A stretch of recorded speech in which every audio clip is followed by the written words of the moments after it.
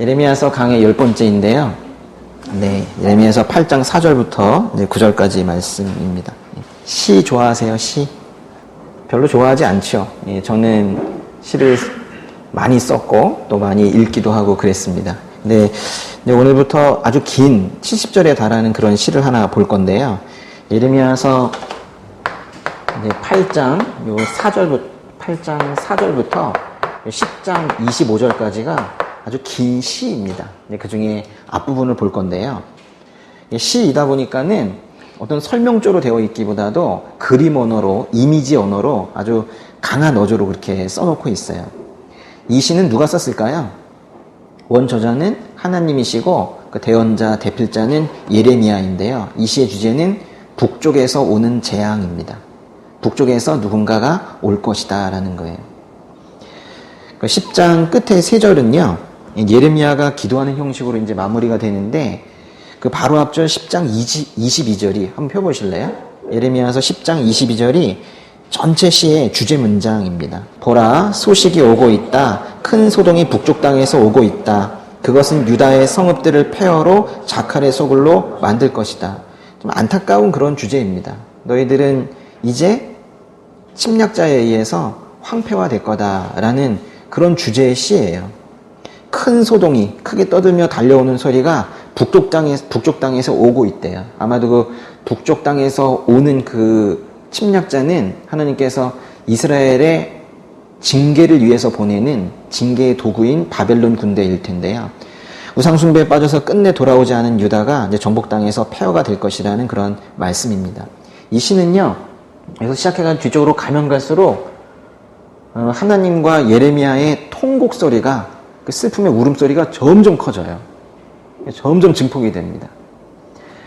돌아오라고, 지금 이대로 가면 안 된다고, 그렇게 영적인 간음, 육적인 간음에 빠져 있으면 안 된다고 외치고 또 외치지만은 이스라엘은 돌아오지 않았습니다. 거짓이 진실인 것처럼 포장이 되어도 대부분 알아차리지도 못하고 또 속고 속아 넘어갑니다. 멸망을 향해 전속력으로 달려가는 기관차처럼, 또 브레이크 망가진 자동차처럼 위기를 자초하는 백성을 향해서 하나님께서 예레미야를 통해서 외치고 또 외쳐보지만 사람들의 눈은 가려져 있고 사람들의 귀는 닫혀져 있습니다. 오늘은 예레미야서 8장 4절부터 7절까지 먼저 보도록 하겠습니다. 8장 4절부터 7절까지 같이 읽겠습니다. 너는 또 그들에게 말하여라. 여호와께서 이렇게 말씀하셨다. 사람이 넘어지면 다시 일어나지 않느냐? 사람이 떠나가면 다시 돌아오지 않느냐? 그런데 왜 이 백성들은 떠나가느냐? 예루살렘은 왜 끊임없이 떠나가느냐?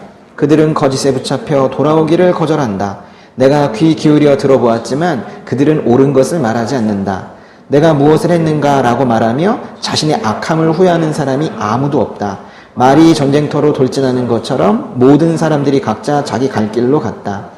하늘을 나는 황새도 자기의 정한 시기를 알고 비둘기와 제비와 두루미도 자기가 올 때를 지키는데 내 백성은 여호와의 법규들을 알지 못하는구나.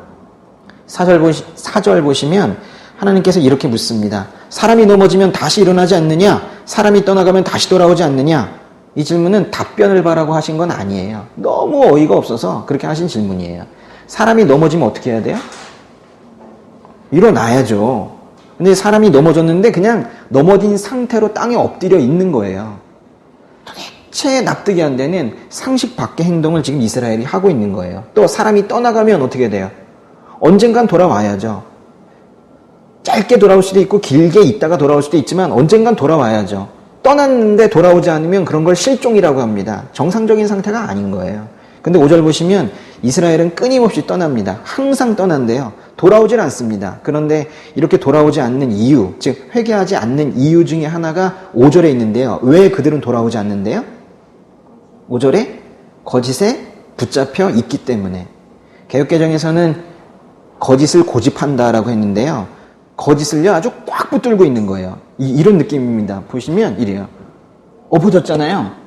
일어나질 않고 이 바닥에 있는 뭔가 잡은 거예요. 뭐 돌멩이를 잡든지 삐져나온 나무뿔을 잡든지 이걸 잡고는 절대 안 일어나겠다고, 땅을 잡고는 안 일어나겠다고 이렇게 고집을 피우고 있는 이런 모습인 거예요. 그러면서 6절에 이럽니다. 내가 뭘 했는가? 잘못한 게 없다는 거예요. 그래서 자신의 악함을 후회하는 사람도 없대요. 회개가 없을 뿐만이 아니라 심지어 자기 합리화하고 그럽니다. 그러면서 멸망으로 치닫는 그 속도가 마치 전쟁에서 이겨보겠다고 전쟁터를 향해 돌진하는 말 같다는 거예요.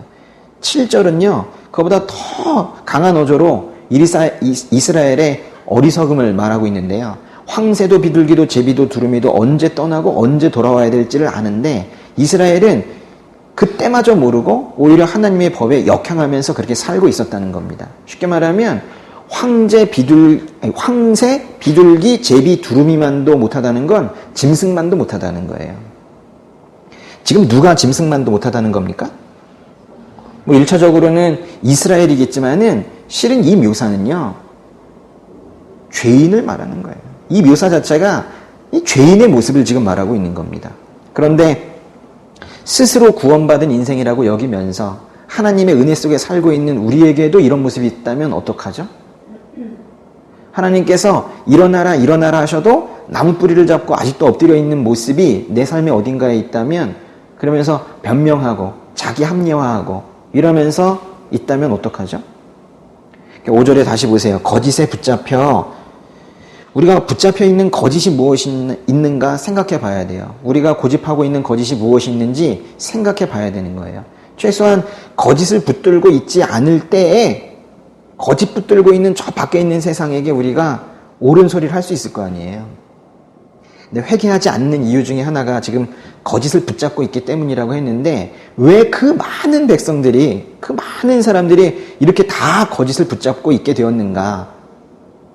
그 답이 8절 9절에 있습니다. 8절 9절 읽어보겠습니다. 보라, 서기관들의 거짓된 펜이 여호와의 율법을 그릇되게 다루고 있는데 우리는 지혜롭다, 우리에게 여호와의 율법이 있다라고 어떻게 너희가 말할 수 있느냐?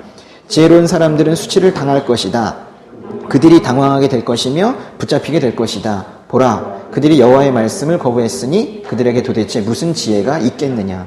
백성이 거짓에 붙잡혀서 하나님께 돌아가지 못하는 이유는 뭐라고 그랬어요? 서기관들의 거짓된 펜 때문이래요. 그 개역개정 버전에서는 옛날식으로 거짓의 붓이라고 했는데요.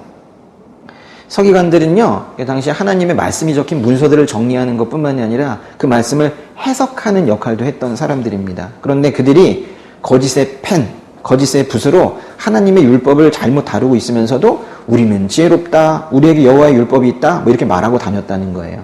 그러나 하나님께서는 책망하십니다. 9절에 명확하게 이렇게 말씀하세요.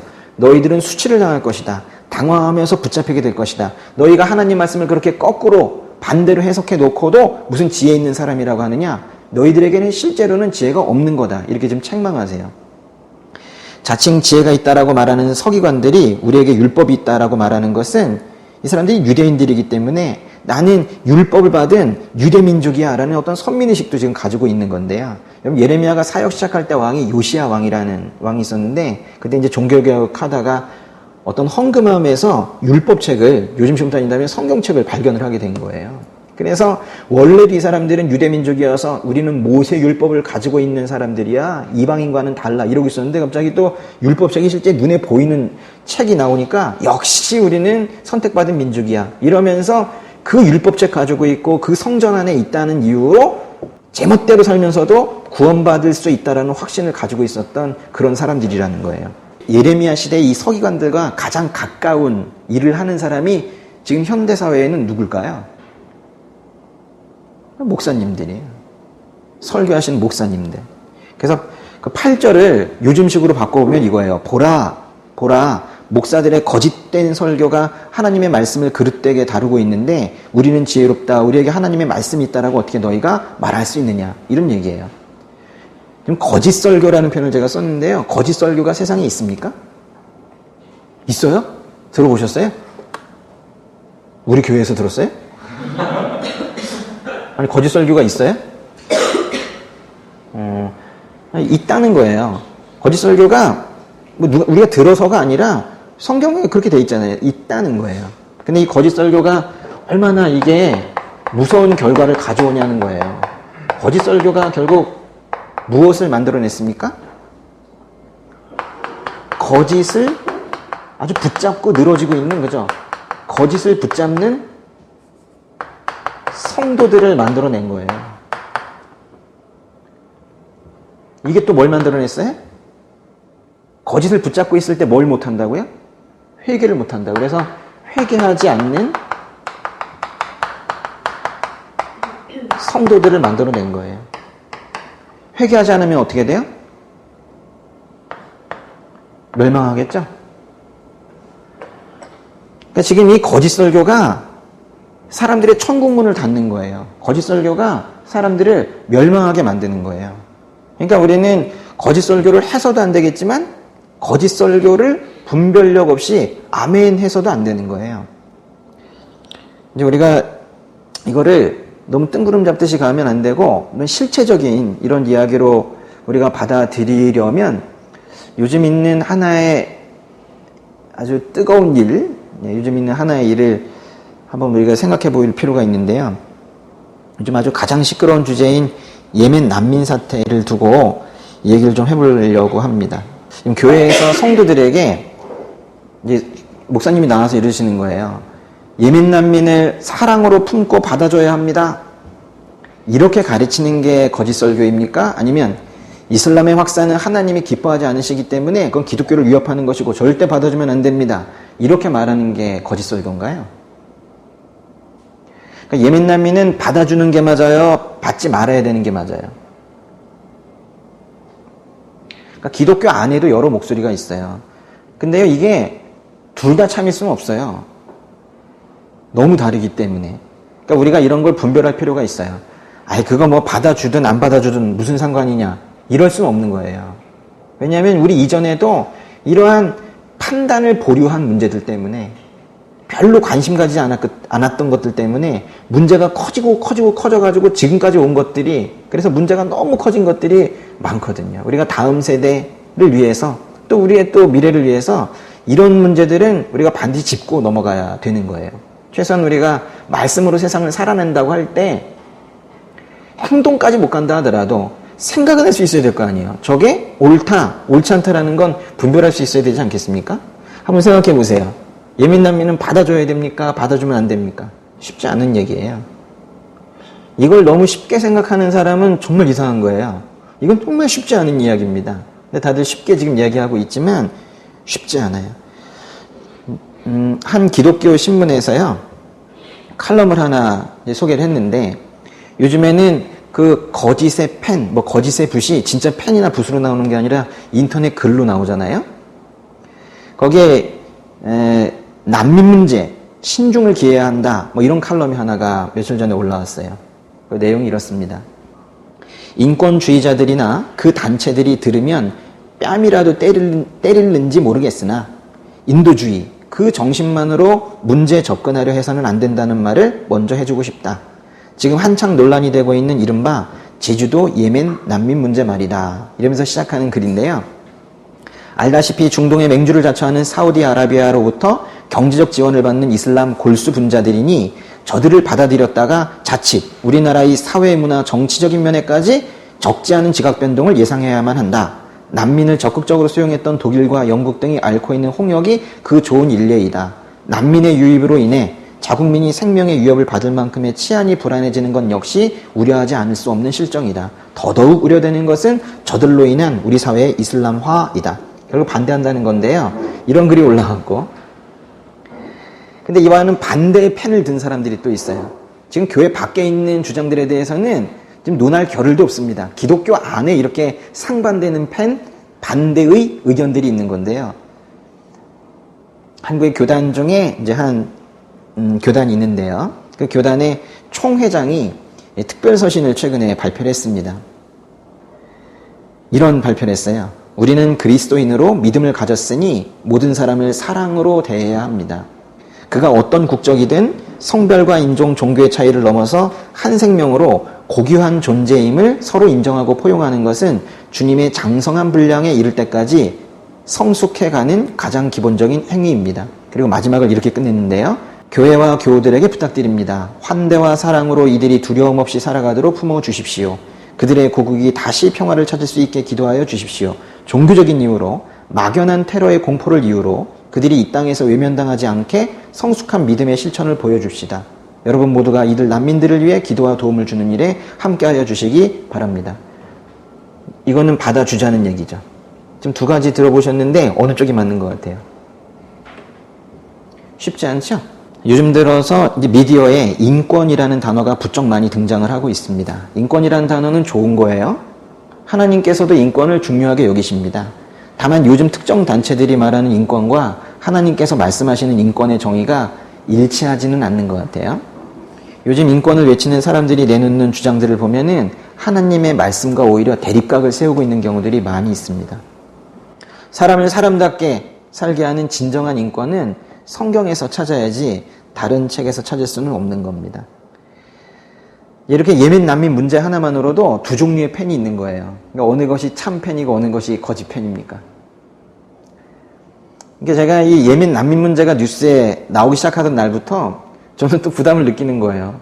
근데 뭔가 이렇게 방향을 가르쳐 드리고 싶은데 스스로 답이 나오질 않는 거예요. 이렇게까지 어려운 문제가 저에게 없었던 것 같아요. 너무 어렵습니다. 감정적으로는 이미 답이 나왔어요. 감정적으로는 저도 답이 있어요. 어떻게 해야 되겠다. 단호하게. 뭐 이런 게 있다고. 근데 제 감정으로 설교할 수 없고 감정을 가르쳐 드릴 수는 없잖아요. 그것이 아니라 하나님의 말씀대로 가르쳐 드려야 되는데 뭐 이미 감정적으로는 답이 나와 있지만 그렇게 결정하려고 하니까 자꾸 그때마다 하나님의 말씀이 떠오르는 거예요. 저는 하나님의 말씀 따라 살고 싶습니다. 여러분들 그래요? 감정 따라 살고 싶지 않고요. 하나님의 말씀 따라 살고 싶어요. 여러분도 다 그러시잖아요. 근데 이제 말씀을 따라 산다는 것은 그 말씀을 일터에서, 가정에서, 또 뭐 국가에서 이렇게 적용을 하면서 산다는 건데요. 그러자면 이제 말씀을 통해서 이 세상에 일어난 일들을 분별해낼 수 있어야 되는 거예요. 신앙 따로, 삶 따로. 그게 지금 이 신앙의 문제이거든요. 그런 면에서 이 예멘 난민 문제에 대한 성경적인 해법은 그리 쉬운 일이 아닙니다. 단순하지 않아요. 조금 전에 소개해드린 아주 상반된 두 개의 성명, 그 칼럼을 통해서 알 수 있듯이 어떤 사람들은 난민의 유입을 찬성하지만 또 어떤 사람들은 난민 유입을 반대합니다. 아마도 두 그룹 다 성경을 보면서 기반해서 말하고 있을 거예요. 근데 어쩜 그렇게 달라요? 그러니까 어느 쪽이 다수인가? 이걸 가지고 옳고 그름을 따질 수는 없습니다. 하나님께서 말씀하시는 그 진리를 여론으로 평가를 한다거나 또는 다수결의 원칙으로 옳고 그르다 평가할 수는 없죠. 하나님의 말씀은 우리가 사실은 옳다 그르다 평가할 대상이 아니라 그 말씀의 진의가 무엇인지를 우리가 깨달아서 듣고 그냥 따라야 되는 거거든요. 아마도 예멘 난민을 반대하는 분들은 난민 자체를 반대하는 분들은 별로 없는 것 같아요. 난민 자체를 반대한다기보다는 그들이 아마도 이슬람 난민이기 때문에 반대하는 거 아닙니까? 그렇죠. 예. 아마도 이제 반대하시는 분들이 제일 걱정하는 것은 그 뉴스에 보도되고 있는 그들의 폭력성과 또는 여성에 대한 왜곡된 가치관 뭐 이런 것들 때문일 것 같은데요. 그 걱정하는 부분을 또 사실이 아니라고 말할 수는 없습니다. 지난 30여 년간의 국제적인 어떤 사건들을 보면 이슬람의 폐해가 매우 심각했고 그들의 경전인 꾸란을 보더라도 충분히 그들의 사고방식을 우려할 만합니다. 이슬람 신도를 뭐라고 불러요? 무슬림이라고 하죠. 무슬림이 복종하는 자라는 뜻이에요. 무슬림이 믿는 그 알라 신이 가브리엘 천사에게 계시를 줘서 가브리엘이 그걸 또 무함마드에게 계시를 내려줬다라고 생각하고 그 무함마드가 그 천사로부터 받은 계시를 믿는 종교예요. 무슬림을 강하게 잡고 있는 그 믿음 체계 안에 타우히드라는 게 있는데 유일신 사상인데요. 알라 이외에는 신이 없다라고 믿어요. 근데 너무나도 충격적인 것은 한국의 무슬림들은 알라 신을 알라라고 부르지 않아요. 뭐라고 부르게요? 하나님이라고 합니다. 알라라는 말을 쓰게 되면 우리 한국 사회에서 전파가 될 수 없다라고 판단해서 꾸란을 우리나라 말로 바꿀 때 번역을 할 때 모두 하나님으로 바꿔버렸어요. 하나님이라는 표현은 천주교에서도 쓰지 않죠. 같은 기독교 안에서도 개신교 안에서 쓰는 그런 표현인데 하나님이라고 꿀안에 다 써놓은 거예요. 그래서 개신교 쪽에서 좀 항의를 했었죠. 조금 했죠. 그리고 유야무야되고 끝나버렸죠. 심지어는 그 꿀안에 그 신이 알라로 표현되어 있지 않고 매우 헷갈리도록 하나님으로 표현되어 있다는 사실 자체를 우리 기독교 내에서는 모르고 있습니다. 또 이제 최후의 심판에 대한 믿음은 무슬림을 가장 강력하게 잡고 있는 것 중에 하나인데요. 무슬림들은 최후의 심판 때 무슬림이 아닌 자들은 100% 지옥 간다라고 믿어요. 그럼 무슬림들은 어딜 갈까요?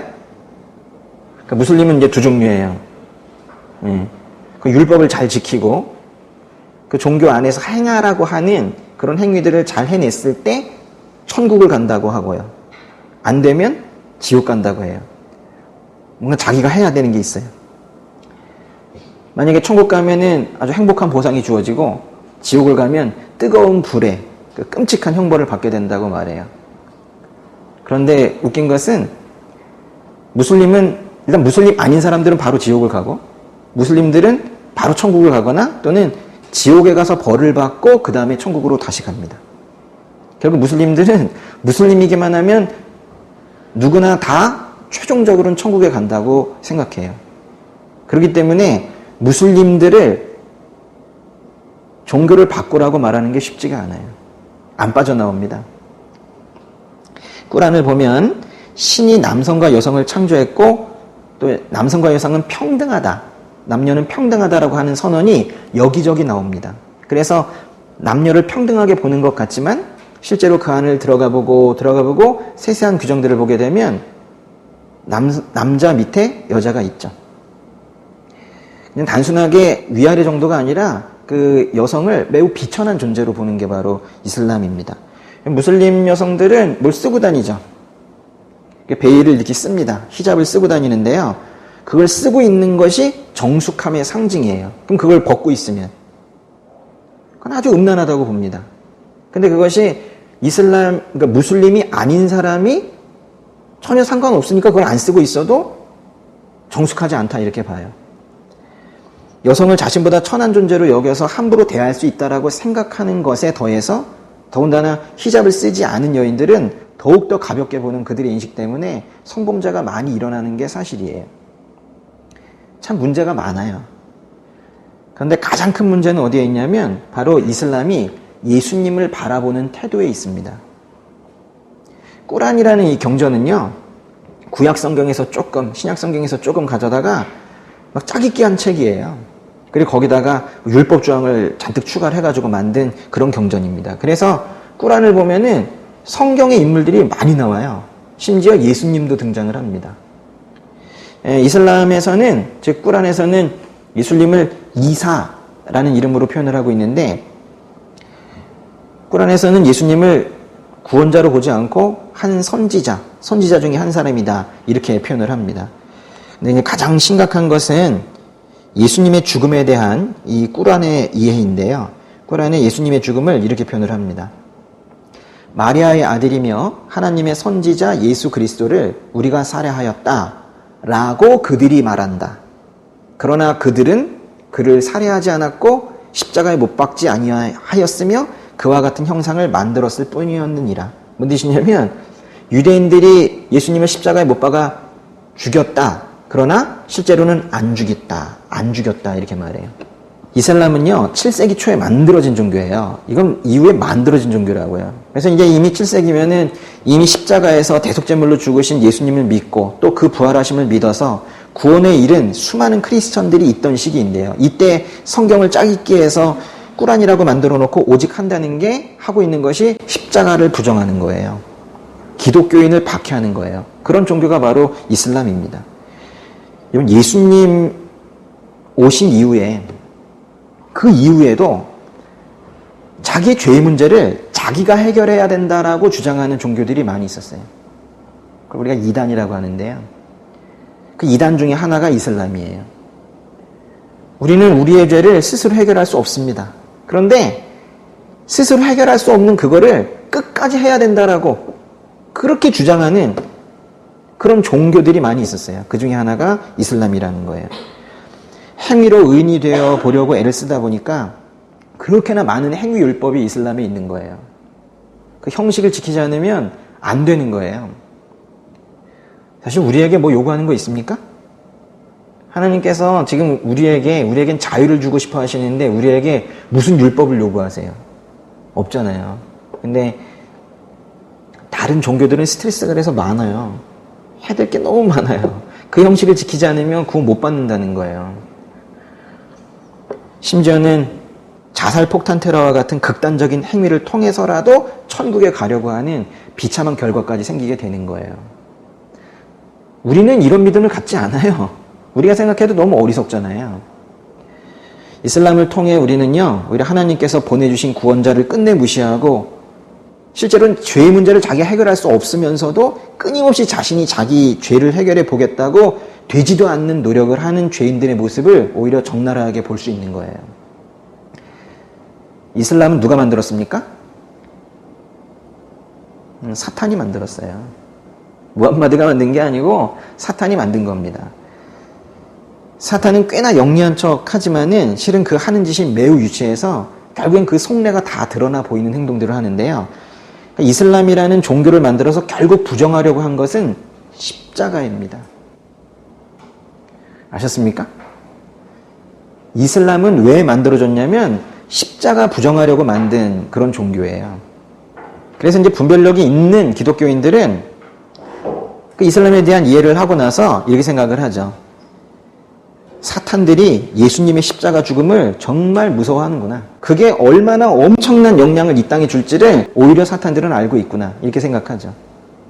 십자가 죽음이 이루어낸 그 구원의 역사를 애써 부정하려는 저 처절한 시도를 보면서 우리는 오히려 역설적으로 십자가의 도가 정말로 진리구나라는 걸 오히려 알게 되는 거예요.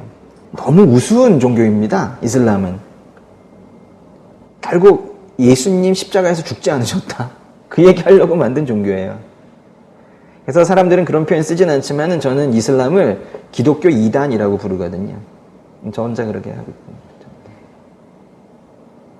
그럼 여기까지 하시고 다시 여쭤보겠습니다. 제주도에 들어와 있는 이슬람 난민을 받아줘야 할까요? 돌려보내야 할까요? 아직도 판단이 안 씁니까? 사실 지금 판단이 쓰면 좋겠는데 그럼 돌려보내죠. 뭐 위험하니까. 이렇게 이제 단순해지면 살기가 쉬워져요. 그런데 죄를 미워하시는 하나님의 그 공의를 생각하다가도 또 죄인을 끝까지 포기하지 않으시는 하나님의 사랑, 공의와 사랑, 이 두 가지를 다 고려하다 보면 세상에 어떤 것도 쉽지 않아요. 근데 우리는 좀 쉽게 살려고 둘 중에 하나를 들이대죠. 자기에게는 사랑을, 다른 사람에게는 공의를 이렇게 들이대죠.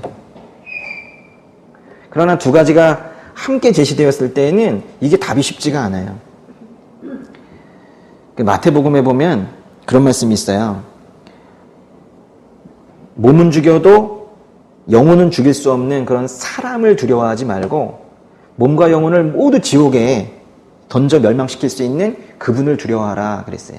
근데 그때 이제 쓰인 그 지옥이란 단어는요, 그 그리스어로 게헨나라고 읽거든요. 게헨나. 이 게헨나. 이게 바로 이제 지옥이라고 번역이 되는 이런 그리스어인데요. 이 게헨나가 어디서 온 말이냐면 우리 지난주에 했었던 그 흰놈의 아들 골짜기라는 말이 있어요. 기억나십니까? 예, 흰놈의 아들 골짜기. 거기서 뭐 했었어요? 아들, 딸들 거기 가가지고 불에 태워서 몰렉신에게 바쳤잖아요. 이스라엘이 그렇게 어처구니 없는 일을 했었잖아요. 근데 그 흰놈의 아들 골짜기. 골짜기는 게라고 하고요. 아들은 벤이라고 하고. 그래서 흰놈의 아들 골짜기는 게벤 흰놈인데 그게 변하고 해서 나온 말이 게헨나예요. 근데 이 게헨나가 흰놈의 아들 골짜기에서 나온 말인데 신약성경에서 예수님께서는 지옥이라는 것을 이 단어를 이용해서 설명을 하고 계세요. 잠깐 예레미야서 계속 보시면 예레미야서 7장 31절로 가세요. 그들이 흰놈의 아들 골짜기에 도벳산당을 짓고 자기 아들들과 딸들을 불에 태웠다. 이것은 내가 명령하지도 않았고 내 마음에 떠올리지도 않았던 일이다. 여기 흰놈의 아들 골짜기에서 이스라엘이 자기 아들들과 딸들을 태워서 몰렉이라는 우상에게 제물로 바쳤어요. 이거는 하나님 말씀을 정면으로 위배하는 겁니다. 근데 한번 잘 생각해 보세요. 이런 이스라엘의 모습, 아들, 딸을 불에 태워가지고 몰렉 이방신에게 바치는 모습, 이거랑 은혜 하나님을 파괴적인 신으로 바꿔놓고 성경의 일부를 짜깁기 해서 꾸란이라는 경전을 만들어 놓은 이슬람과 한번 비교해 보세요. 누가 더 낫습니까? 사실 누가 더 나을 게 없어요. 최근에 어떤 목사님은 보수적인 기독교 신앙을 매우 비판을 하면서 보수 기독교계가 이슬람 혐오를 조장해 왔다면서 비판을 하는 책을 냈어요. 그런데 생각해보면 이슬람에 대한 혐오는 누가 주장해서 생긴 게 아니라 그냥 관찰을 해서 생긴 거예요. 그렇죠? 여러 나라에서 있었던 이슬람과 관련된 사건, 사고들을 보면서 이슬람 혐오가 생긴 거지 누가 미워하라 그래서 뭐 생긴 건 아닌데 착각하고 계시는 분이 한 분 계시긴 합니다. 지금 유럽에서는요, 얼마 전까지만 하더라도 똘레랑스라는 개념이 있었어요. 영어에 그 톨러런스 있잖아요. 그거 갖다 이제 프랑스어를 읽은 건가? 똘레랑스, 뭐 참아낸다, 관용이란 뜻인데 그게 있었어요. 그래서 이슬람 난민들을 다 받아줬습니다. 근데 유럽이 이제 똘레랑스를 포기했어요. 도저히 이제 더 이상 받을 수가 없다. 힘들다. 그러고 있죠. 근데 이렇게 많은 사람들이 사실 전 세계적으로 이제 이슬람을 혐오하는 사람들이 많이 생겼는데요. 그 이슬람 모습이 근데 잘 보면 예레미야서에 나오는 이스라엘의 모습과 별반 다르지 않아요. 그런 생각 안 해봤습니까? 이슬람 그렇게 막 욕하고 있는데 지금 보고 있는 이스라엘 모습 크게 다르지 않아요. 그러니까 예레미야서를 잘못 읽으면 우리가 착각할 수 있는 게 이거예요. 예레미야서 읽으면서 이러는 거예요. 야, 이스라엘 참 못됐다. 어쩜 이렇게 하나님 마음을 아프게 하는가? 참 못됐다. 그러면서 거기서 끝나진 않아요. 또 회개하라는 걸 또 배운 적이 있어가지고 그런데 잘 보니 나도 그 모습이다. 그러면서 또 회개를 해요. 저도 이스라엘처럼 패역합니다. 음란합니다. 긍휼히 여겨주시고 회개하오니 용서하여 주시옵소서. 이러고 끝나죠. 그리고 이것이 바른 줄 알아요. 그러니까 우리를 아주 그 못된 이스라엘과 같은 수준으로 보고 저도 용서해 주십시오. 이렇게 말해요. 그런데 그 못된 이스라엘 수준으로는 우리를 놓고 회개를 해요. 그런데 최소한 우리가 이슬람보다는 낫다고 생각해요. 우리를 이슬람 수준까지 낮춰서 내가 이슬람입니다. 이렇게 얘기하진 않아요. 근데 우리가 그들과 얼마나 다를까요? 그들이 꾸란을 통해서 십자가를 부정하는 것을 배우고 있는 동안에 우리는 거꾸로 십자가를 얼마나 껴안고 있었나요? 어제 아침에 그 오늘교회 그 사랑부 캠프를 떠날 때 저희 형제자매님들이 그 자원봉사자로 다 가니까 또 제가 아침에 가서 인사를 하려고 그 온누리교회에 갔어요. 근데 보니까 이 상황극을 할 때 쓰려고 십자가 모형을 이렇게 큰 거를 나무로 만들어 놨는데 어쩌야 하다 보니 그걸 제가 잡고 있는 거예요. 그래서 제가 옮기게 됐어요. 제가 옮기려고 마음은 없었는데 옮기게 됐는데 어떤 집사님이랑 옮기는데 저는 속이 비어있는 줄 알았거든요. 근데 그 집사님이 같이 들자고 그래가지고 그걸 들고 잠깐 가는 줄 알았더니 버스는 왜 이렇게 먼지? 십자가도 아닌 그 십자가 모형을 그것도 평지에서 반블록 떨어진 거기를 가는데 그렇게 허덕이는 인생입니다. 그러니까 저희가 십자가를 몰라요. 십자가 아십니까? 십자가의 도를 알아요? 그러니까 십자가에서 예수님께서 죽으셨다는 사실 정도를 우리가 이제 배워서 아는 거지 그게 진짜 어떤 아픔이고 어떤 사랑이고 그게 얼마나 엄청난 일인지에 대해서 우리 잘 모르는 것 같아요. 이슬람의 행태와 교리를 보면서 그들을 죄악으로 단정짓기는 쉬운데 막상 그들을 나쁘다 이렇게 단정짓고 나서 말씀으로 들어가 보면 제일 이해가 안 되는 게 십자가 이야기예요. 십자가가 우리만의 십자가입니까? 예수님께서 우리를 위해서 죽으셨나요? 맞아요. 우리를 위해 죽으셨지만 그들을 위해서도 죽으셨어요. 예수님이 도대체 왜 죽으셨습니까? 결과적으로 그 십자가의 도를 따르는 사람들이 구원을 받는 건 맞아요. 그렇지만은 예수님께서 죽으신 것은 우리만을 위해서 죽으신 건 아니에요. 예수님께서 죽으신 것은 모두를 위해서 죽으신 겁니다. 심지어 우리가 테러 분자라고 말하는 급진 무슬림을 위해서도 죽으신 것이고, 우리가 더러운 인간들로 분류하고 있는 동성애자들을 위해서도 죽으신 거예요.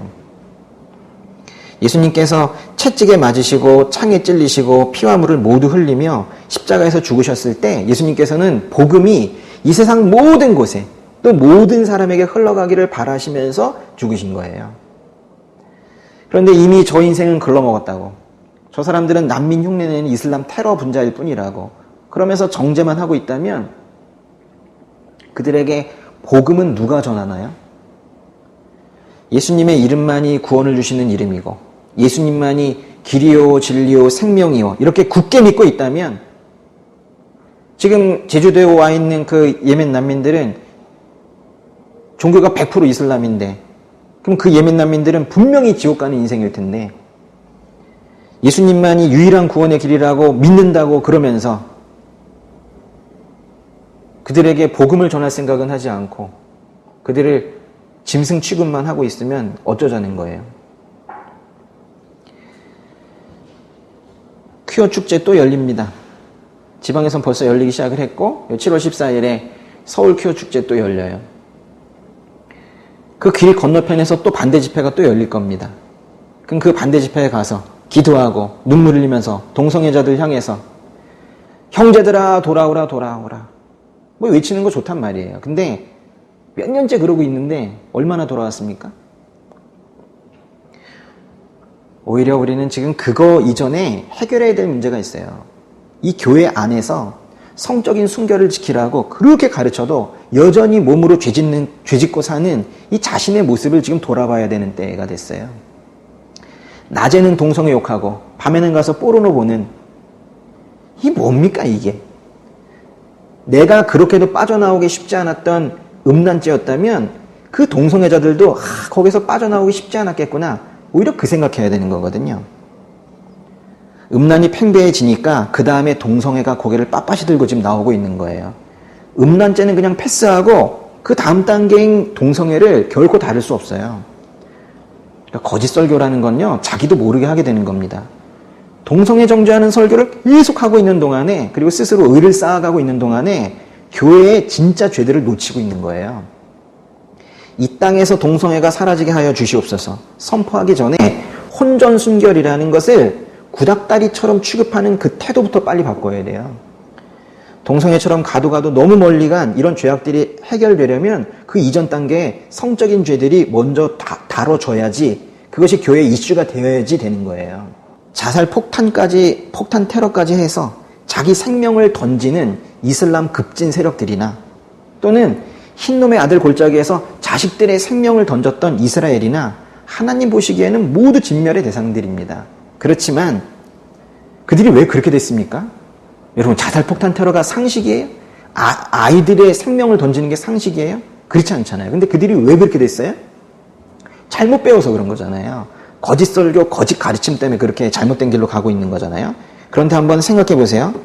그들이 잘못 배워서 그렇게 어리석게 된 것이지, 그 동기만큼은, 뭔가 이렇게 생명을 내던진 그 동기만큼은 자기가 믿고 있는 신에게 가장 귀한 거 드리고 싶었던 거예요.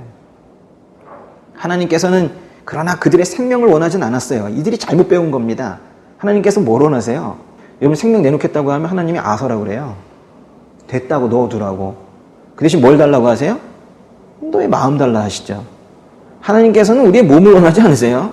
돈을 원하지 않으세요. 우리의 마음을 원하신단 말이에요. 근데 그거를 잘못 배워가지고는 몸을 던지면 되는 줄 알고 그러고 있어서 지금 잘못된 것이란 말이에요. 그런데 생각해보면 어찌 보면 그들은 생명을 던져서라도 하나님의 복 받고 살고 싶은 거예요. 근데 지금 우리를 보자 말이에요. 우리는 이렇게 늘 감사하게도 건강한 복음을 배우고 있는데도 불구하고 우린 더 드려야 되는데 우린 뭘 드리고 있습니까? 하나님께 내가 가진 것 중에서 가장 귀한 것, 가장 소중한 것을 드리고 싶다라는 마음이 있냐는 거예요. 그러니까 그 흰놈의 골짜기 욕할 때가 아니에요. 생명을 드리는 그들을 욕할 때가 아니라, 물론 잘못 배워서 잘못된 걸 지금 드리고 있지만 가장 귀한 거 드리고 싶은 거예요. 여러분, 자식의 생명을 하나님께 드린 이스라엘 생각해 보시면 그들이 아무리 어리석었어도 자식을 제물로 바칠 때 그저 희희낙낙 웃고 있었겠어요? 처절하게 울면서 던졌겠죠. 아무리 못났어도 부모가 자식 사랑하는 건 모든 인생에게 허락된 원리입니다. 이스라엘은 자기가 복받자고 자식의 생명을 바치는 패역한 짓을 했지만 그래도 그들은 복을 받으려면 그래도 최소한 신에게는 가장 중요한 것을 드려야 해 라는 생각은 있었던 거예요. 근데 우린 뭐냐는 거예요. 물론 그들이 던진 대상이 자신의 마음이 아닌 자신의 자식이었던 게 문제고 그걸 받으시는 분이 하나님이 아니라 몰렉 신이었다는 게 그게 문제였겠지만은 그들도 다 당한 거예요. 뭐에 당했을까요? 이거에 당한 거예요, 이거에. 거짓 설교에. 우린 가르치면 받으려고 하거든요. 서기관들이 잘못 가르쳐서 그렇게 된 거예요. 요즘식으로 따지면 종교 지도자들이 잘못 가르쳐서 그렇게 된 거예요. 당시에 이 서기관들이 뭐라 그랬냐면요. 하나님 잘 섬겨야 한다 그랬어요. 목사님들도 그러잖아요. 하나님 잘 섬기라고. 그게 맞는 말이잖아요. 그런데 하나 더 섬겨야 된대.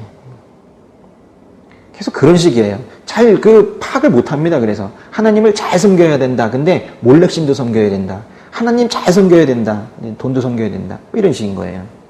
그렇게 혼합적인 종교 생활을 가르쳐서 다 미혹이 된 겁니다. 오해하시면 안 되는 것은 이 흰놈의 골짜기에서 이루어진 그 일을 제가 지금 잘했다고 하려고 하는 게 아니에요. 그 일은 절대로 용서해서는 안 되는 일입니다. 그거는 하나님께서도 정말 꿈에도 생각하지 못했다라고 말씀하신 아주 나쁜 일이죠.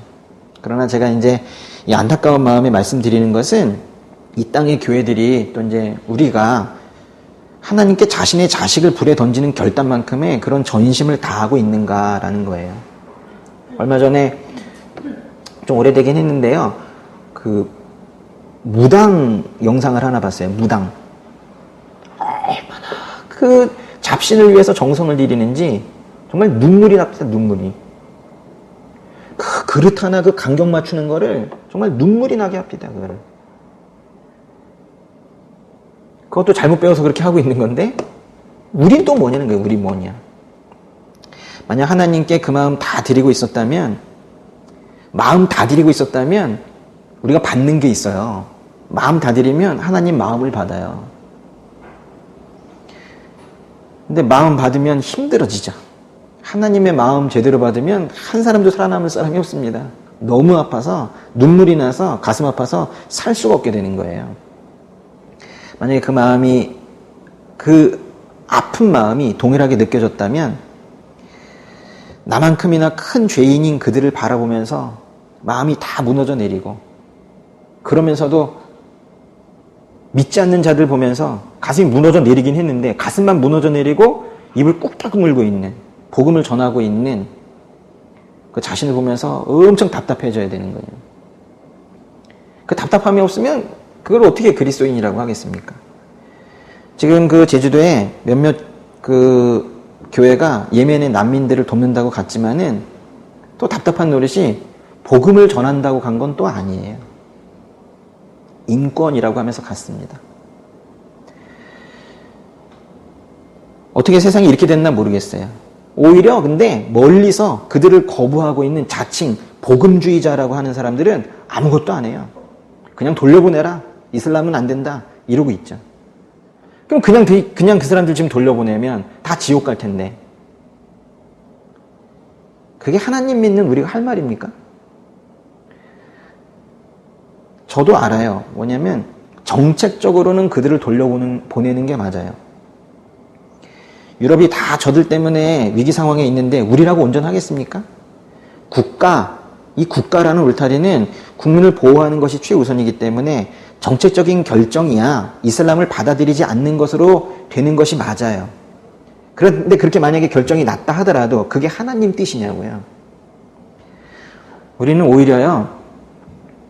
그들 앞에 가가지고 무릎을 꿇고 용서를 구해야 돼요.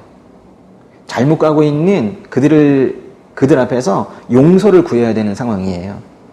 복음을 먼저 받은 우리가 제대로 서지 못해서 너희가 이렇게 아직도 어둠 속에 있는 거라고. 교회가 세상에 빛이 되지 못해서 오히려 너희들이 고생하는 거라고. 미안하다고. 그래야 되는 거예요. 근데 그런 생각을 안 하는 것 같아요. 여러분, 유대인이 이방인을 어떻게 취급했는지 아세요? 개라고 그랬어요. 개. 실제로 성경에도 이방인 여인이 자신을 개라고 말하는 말씀이 나오잖아요. 유대인이 이방인을 개처럼 취급했던 것처럼 우리가 또 이슬람이나 동성애자들을 그렇게 취급하고 있다면 그건 정말 하나님 마음 잘 모르는 겁니다. 이슬람의 가슴 속에, 동성애자들의 가슴 속에도 빨딱빨딱 심장이 뛰고 있어요. 그것은 그들도 살아있다는 거예요. 생명이 있다는 거예요. 그들도 역시 하나님께서 창조하셨고 하나님께서 그들의 등 돌린 그 상태 때문에 지금도 가슴이 찢어지는 아픔을 가지고 계시다는 것을 그걸 알아야 돼요. 지금 이 예레미야서를 보면서 어쩌면 그와 비슷한 이런 상태의 이스라엘 때문에 하나님께서 참으로 아파하고 계시는 걸 지금 예레미야서 몇 주째 보면서 다 보고 있잖아요. 그러나 물론 우리가 그들에게 다가가서 복음을 전한다 하더라도 끝내 돌아오지 않은 이스라엘처럼 무슬림도 동성애자들도 돌아오지 않을 수 있어요. 뭐 이스라엘은 제때 돌아왔습니까?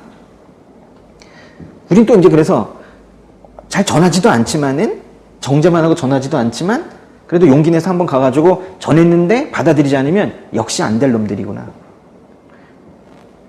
이러고 돌아서는데 그러면 안 되는 거예요. 정말 슬픔이 커져야 되는 거예요. 통곡이 있어야 되는 거예요. 그러니까 우리 교회들에게 묻고 싶은 거예요. 저와 우리가 다 스스로 물어야 되는 것들인데, 우리가 무슬림을 위해서, 동성애자들을 위해서 얼마나 울었냐는 거예요. 그들을 정죄만 하고 있지. 제가 이 동성애 이야기를 본격적으로 한 적이 없습니다. 슬쩍슬쩍 지나가면서 얘기하고 말씀을 안 드린 것은 우리가 지금 정리해야 될 때가 있는 거예요. 지금 우리가 느껴야 되는 정상적인 감정은 뭐냐면요, 예레미야서 그 8장의 18절 같은 거예요. 내 슬픔을 달래려는데 내 마음이 내 안에서 기력을 잃었다. 내 슬픔을 달래려는데 내 마음이 내 안에서 기력을 잃었대요. 누구의 말일까요? 또 신학자들은 이게 하나님의 말씀이냐 예레미야의 말이냐 이걸 가지고도 지금 몇백 년째 싸우고 있어요. 전혀 중요하지 않은 싸움이에요. 이게 곧 하나님의 마음이며 예레미야의 마음이에요. 예레미야는 아무리 돌아오라고 해도 결코 돌아오지 않아서 멸망의 길로 가고 있는 그들을 보면서 기력을 잃었대요. 힘이 하나도 없대요. 개역개정에서는 이 표현을 내 마음이 병들었다 이렇게 표현을 했거든요. 만약에 우리가 어떤 사람이 하나님을 완전히 등지고 있어서 여러분이 가가지고 툭툭 건드리면서 돌아와 그랬는데도 여러분에게 오히려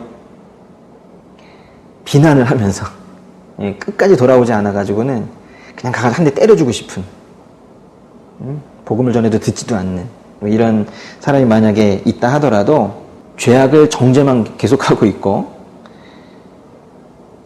복음을 끊임없이 전하지 않는다면 그건 정말 하나님의 마음을 모르는 거예요. 그 탕자의 비유라고 하세요? 거기에 그 첫째 아들처럼 그렇게 살게 되는 거예요. 이렇게 말씀을 드리면 이제 어떤 분들은 와서 그럴 거예요. 그 말씀은 알겠지만은 그 이슬람은 그 어릴 때부터 아예 그 이슬람 교리가 주입되어서 이렇게 태어났기 때문에 그 안 바뀝니다. 구제불능이에요. 안 바뀌어요. 뭐 이런다고요. 또 어떤 분들은 그 동성애자들 그 자기들이 선천적이라고 주장을 해요. 아니라는 게 의학적으로 증명이 됐는데도 아주 끝까지 타결난 거래요. 얼마나 고집을 피우는지 몰라요. 안 바뀌어요. 이렇게 말하죠. 맞아요. 안 바뀌어요. 잘 안 바뀝니다. 그들보다 좀 더 나은 상태인 것이라고 착각하고 있는 우리가 안 바뀌는 것처럼 그들도 잘 안 바뀝니다. 그러니까요, 그들이 바뀔지 안 바뀔지는 사실은 그래도 우리가 판단할 문제는 아니에요. 우리도 바뀌고 있잖아요. 성령께서 일하시면 바뀌는 거예요.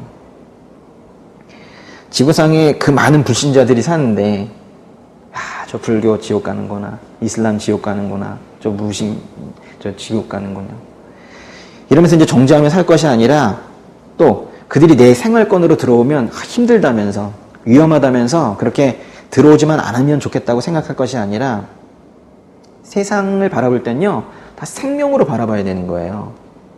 생명으로 바라봐야 되는 거예요. 하나님의 시각으로 봐야 되는 거예요. 우리 눈에는 결코 바뀌지 않을 것만 같은 그 인생들을 하나님께서는 늘 구하고 싶다 이렇게 말씀하세요. 벌레 가득한 시궁창에 빠져 있던, 그래서 소망 없는 인생 같았던, 참으로 돌덩이처럼 단단한 마음 가지고 살고 있어서 정말 예수님은 안 믿을 것만 같았던 우리, 그 우리를 포기하지 않으셨던 것처럼 하나님은요, 이슬람도, 동성애자도, 심지어 이단도, 살인자도, 마약쟁이도, 사기꾼도, 창녀도, 공산주의자도, 무신론자도 언젠가 돌아오길 바라신다는 걸 알아야 돼요.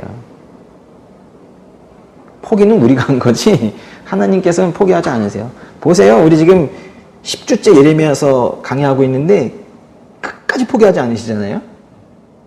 계속 돌아오라고 하시잖아요.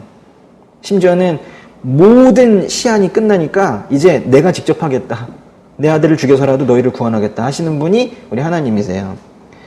교회가 왜 세상에게 위로가 되지 못했는지 생각해 봐야 돼요. 이 거친 세상 속에 피난처가 되지 못했는지 생각해 봐야 돼요. 저 밖에 있는 사람들은 지금 어떤 상태이냐면요, 삐쳐 있어요. 삐침. 지금 교회에게 상당히 많이 삐져 있어요. 삐쳐가지고는 휙 돌아서가지고는 점점 시간이 지날수록 교회와 하나님으로부터 멀어져 가고 있어요. 지금 그거 교회가 빨리 생각해야 될 때예요. 오늘 꼭 아셔야 되는 게 뭐냐면, 하나님은 믿는 자의 하나님일 뿐만이 아니라 모든 생명의 모든 사람의 하나님이라는 걸 알아야 돼요. 이 개념이 없으면 매우 편협한 신앙을 가지게 돼요. 하나님께서 옛날에 유대인의 하나님으로 제한되었다면 어쩔 뻔했어요. 우리 요즘에 사도행전 묵상하고 있잖아요. 고넬료라는 이방인에게도 복음이 전해지고, 그 다음 이방인에게도 그리고 우리에게도 전해져서 우리가 하나님 믿고 이렇게 살 수 있는 거잖아요. 하나님께서 유대인의 하나님으로 제한된 분이 아니었던 것처럼 하나님은 믿는 자의 하나님으로 제한되는 분이 아닙니다. 오히려 하나님께서는요, 너무 놀라지 마세요. 우리보다 저쪽 생각하고 계세요. 저 밖에 있는 잃어버린 양들의 신음에 귀를 기울이고 계시는 분이 하나님이세요. 물론 우리 사랑하세요. 그렇지만은 마음 한구석이 계속 아프시다고요. 여러분은 이제 우리는 또 그것도 모르고 나만 좋아하는 줄 알고 아빠 이러면서 하나님 아빠 이러면서 친밀한 교제를 하겠다고 하나님 아버지 앞에서 그냥 대화를 시도하고 아빠 날 봐줘요 아빠 이러고 있는데, 갑자기 그 앞에 있는 하나님 아버지께서 창밖을 바라보시면서 갑자기 좀 멍해지시는 거예요. 그럼 우리가 아빠 뭔 생각해? 그러면 맞다. 그럼 뭔 얘기했었지? 이러죠. 뭐 생각하고 계시는 걸까요? 저 밖에 있는 그 죽어가는 영혼들, 그 백성들을, 그 자식들을 지금 생각을 하고 있는 거예요. 우리의 마음이 정죄나 분노, 거부감으로 채워져서는 안 돼요. 근데 요즘 교회들이 많이 그러고 있는 것 같아요. 그런 식으로 옳고 그름 따져봤자 그 종교인밖에 되지 않습니다. 우리가 진정 예수 제자로 살아가고 은혜의 백성으로 살아간다는 것은 이 안에 사랑과 긍휼을 채우는 거예요. 만약에 우리 마음에요, 정죄와 분노만 있으면요, 땅끝까지 가서 전하라 라는 그 하나님의 명령에 절대로 순종할 수 없어요. 이 안에 뭐가 가득해야 되겠어요? 사랑과 긍휼이 가득할 때에만 그 선교 명령을, 예수님의 지상 명령을 우리가 순종해 나갈 수가 있어요. 세상에는 진리가 있고 비진리가 있습니다. 지금 비진리와 타협하라는 말씀을 드리는 거 아니에요. 복음의 진리 안에서 살되 귀를 열어 저 멸망의 벼랑 끝에서 들려오는 그 신음 소리를 들어야 된다는 거예요. 오해 없이 잘 듣고 계시죠? 예. 그러면 이제 실질적으로 가볼게요. 예멘 난민 사태를 보면서 우리는 어떤 입장을 취해야 되는가? 제가 구체적으로 좀 말씀을 드릴게요. 이제 그들을 욕해서는 안 돼요. 인터넷에 가가지고 댓글 쓰지 마시고, 전 댓글은 안 씁니다. 좋아요만 누릅니다. 안 돼요. 그런 거 하지 마세요. 모여서 난민들 욕하고 그러지 마세요. 하나님께서 보시면서 울고 계세요. 그러면 안 되는 거예요. 그럼 정부는 어떻게 결정해야 될까요? 정부는 그들을 받아주면 안 됩니다. 왜냐하면 그들을 지금 받으면 타이밍이 안 좋아요. 지금 받으면 그들도 죽고 우리도 죽어요. 그럼 비행기에서 응급 상황이 되면 그 호흡기라고 합니까? 그거 누가 먼저 써요? 엄마가 먼저 씁니까? 애가 먼저 씁니까? 비행기 안 타봤어요? 엄마가 먼저 쓰라고 그러잖아요. 엄마가 먼저 쓰고 숨 쉬면서 애한테 씌우라고 그러잖아요. 힘 있는 자가, 먼저 복음받은 자가, 먼저 회복된 자가 먼저 살고 그 다음에 살려야 되는데 문제는 뭐냐면 우리가 힘이 없어요. 지금 들어오면 다 죽어요. 누군가는 살아나야 살릴 수가 있는데 지금 다 죽어요. 그러니까 지금 현실적인 현실적으로 정책적인 결정을 내린다면 지금 그들을 받아줘서는 안 돼요. 그런데 보세요. 그렇게 현실적인 입장을 내세우면서 지금은 때가 아닙니다. 이래가지고 그들을 받아주지 않았다. 돌려보냈다. 그게 가장 합리적이에요. 지금 현재는. 그런데 그렇게 합리적인 정책적 결정이 났다고 한다 하더라도 그게 하나님 마음은 아니라고요. 결론적으로 보면 지금 이 시간이 지금 우리가 어떤 시간을 보내야 되는 거냐면요. 우리는 지금 돌려보내냐 마야 되냐 이런 단순한 지금 생각을 해야 될 때가 아니고 그들을 품을래야 품을 수도 없고 그들에게 복음을 전할래야 전할 수도 없는 이 나약한 신앙을 가지고 있는 우리가 지금 타이밍이 좋지 않으니 그들을 돌려보내야 되는데 돌려보내자고 하니 하나님 마음이 또 너무 아프고 하나님 마음은 그들을 구원하는 건데 구원시키지 못하고 그들을 보내는 말하자면 하나님의 말씀과 하나님의 가르침과 우리의 삶이 완전히 따로 가야 되는 구해야 되는데 구하지 못하고 보내야 되는 이 괴리를 지금 깨달으면서 정말 우리는 하나님 말씀대로 살지 못하는 인간이구나. 그거를 깨달아야 되는 시간이에요. 예멘 난민을 인권이라고 하면서 받아들이자는 것도 거짓의 펜입니다. 그런데 이슬람은 안 된다, 나가라. 무조건 그렇게 고개를 돌리자고 하는 것도 거짓의 펜이에요. 그럼 무엇이 참인가? 하나님 아픈 마음 제대로 헤아리지 못하고 결국에는 죄송하지만 정책적인 결정을 내릴 수밖에 없는 우리를 불쌍히 여겨주시라고 또 그들을 불쌍히 여겨주시라고 그 상황에서 우리가 할 수 있는 게 조금이라도 있다면 그게 뭔지 좀 알려주시라고 그렇게 찾아보자고 하는 이런 것이 지금 현재 상황에서는 참된 펜일 거예요. 예레미야서 6장으로 잠깐 가보세요. 6장의 20절에 보시면요. 예레미야서 6장 20절 펴놓으시고 잠깐 보세요. 이렇게 지중해가 있어요. 지중해가 있고 여기 이렇게 아라비아 반도가 있거든요. 이 아라비아 반도 맨 끝에 여기에 있는 나라가 바로 예멘입니다. 예멘. 아라비아 반도 남서쪽에 있어요. 이 예멘을 예전에 뭐라고 불렀냐면 구약성경에서는 시바라고 그랬어요. 예레미야서 6장 20절 읽어볼까요? 시바의 유향이나 먼 곳에서 가져온 향료가 나와 무슨 상관이냐 그랬죠. 시바는요 유향이 아주 유명했었어요. 예전에 이 시바의 여왕이 예전에 솔로몬 왕을 찾아와서 교류하는 뭐 이런 이야기가 열왕기에도 나오기도 하고 그럽니다. 뭔 얘기냐면 잘 살았어요. 여기는 아주 풍성하고 잘 살았던 나라예요. 지금의 예멘이 아닙니다. 잘 살았다는 거예요. 잘 살았다. 근데 언젠가 여기에 이슬람이 들어왔어요. 그것만으로도 충격적인데 여기에 공산주의가 들어왔어요. 우리가 남북분단된 것처럼 여기도 남예멘, 북예멘 나눠졌어요. 그래가지고 그 혼란을 겪으면서 그 복잡한 역사 속에서 지금의 난민들이 생겨나게 된 거예요. 우리랑 비슷한 게 참 많은 나라예요. 오히려 우리는 북쪽에 공산주의 국가가 있는데 여긴 남예멘이 공산주의 국가이고 그랬었어요. 지금 난민 문제에 대해서 뭐 얘기를 하고 있지만 저도 사실은 두려운 이야기이고, 그리고 또 이게 내가 지금 말하고 있는 것이 내 생각이면 어떡하나 하는 그런 두려움도 있고 그래요.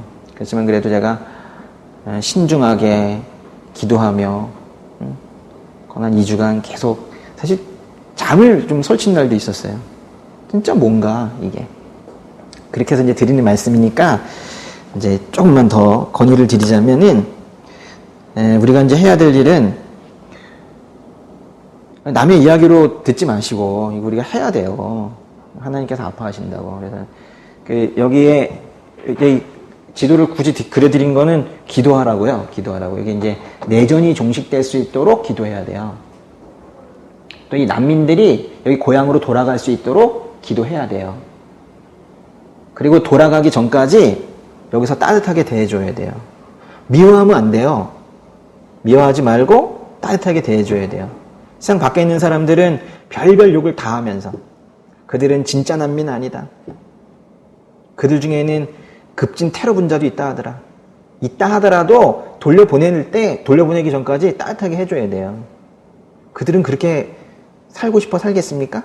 다 잘못 배워서 그런 거예요. 우리가 그들과 섞였을 때 우리의 것을 지킬 만한 힘이 없기 때문에 지금 그들을 돌려보낼 수밖에 없는 상황이지만, 돌려보내더라도 여기 있을 때 좀 많이 먹여주고 정착할 때 도움이 되도록 좀 보낼 때에도 좀 이것저것 챙겨서 보냈으면 좋겠어요. 그럼 또 뭐 제가 이런 얘기하면 또 그럴 수도 있죠. 내 세금인데? 내 세금? 이러면서 얼마나 냈다고 또 그러는지 모르겠어요. 계속 체납하면서 좀 줘도 돼요. 우리 6.25 전쟁 때부터 그 이후로 상당 기간 동안 우리가 얼마나 많이 미국으로부터 받았는지 몰라요. 그 역사를 싹 빼버리고 가르치고 있으니까 우리가 얼마나 많이 도움을 받고 살았는지를 몰라서 그러는 거예요. 이제 우리 살만해졌어요. 줘도 돼요. 많이 줘서 보내도 됩니다. 괜찮아요. 그런데 그래서 이제 그들을 돌려보내지만 중요한 것은 돌려보내면서 가슴이 아파야 돼요. 그리고 더 중요한 것은 결국 그들을 찾아가야 합니다. 복음을 전하러 가야 돼요. 근데 지금 돌려보내도 욕을 하고 힘들게 해서 보내면 안 돼요. 욕을 해서 내쫓으면 우린 그들에게 다시는 복음을 전할 수 없을 텐데요. 그들이 무슬림으로 태어나고 싶어서 무슬림으로 태어난 게 아닙니다. 태어나 보니까 무슬림 집안이었던 거죠. 무슬림이든 이단이든 우리의 신앙의 힘이 지금은 약한 탓에 어쩔 수 없이 그들과 생활 공간을 지금 분리하려고 하지만 꾸준히 그들을 찾아가야 됩니다. 될까요? 이것을 말해야 된다는 거예요, 교회가. 지금 막자, 품자, 단순하게 얘기할 것이 아니라 이들에게 복음 전하지 못하고 있는 우리의 이 나약한 모습에 스스로 답답해하면서 우리가 지금 눈물을 흘려야 될 때다라는 거예요. 이것이 실제 우리 삶에서 일어날 수 있기를 바랍니다.